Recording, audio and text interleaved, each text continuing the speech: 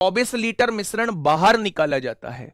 ये खास बात होती है कि बाहर निकलने के बाद भी इसके रेशो पे कोई फर्क नहीं पड़ेगा, और इसे 124 लीटर बी से भर दिया जाता है। निकलने के बाद 124 लीटर बी भर दिया जाता है और अब अनुपात 9:10 हो जाता है।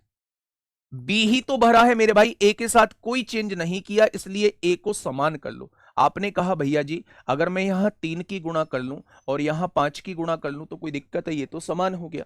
यहां मैंने 3 की गुणा करी, यहां मैंने 5 की गुणा कर दी है। बहुत शानदार जी। यानी कि मेरे प्यारे भाई पहले 48 बी था, अब 50 बी हो चुका है। कितना बढ़ा? मैंने कहा 2 बढ़ा, उसने कहा है 124 बढ़ेगा, यानी एक पार्ट की वैल्यू कितनी हो जाएगी? 62 हो जाएगी। जब हमने 20 बी मिला दिया था तो ये फाइनल वही मात्रा आ चुकी है जितनी शुरुआत में थी मेरे प्यारे दोस्त। अब आप देखिए 45 ये है, 50 ये है, 10 पंजे 50, यानी 50 और 45 टोटल 95 मात्रा है।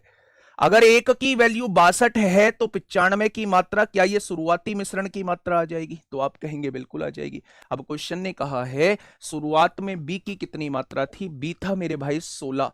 कितने में? टोटल 31 में। तो मेरे भाई इतने में कितना हो जाएगा? यही बी की मात्रा आपके सामने आ जाएगी।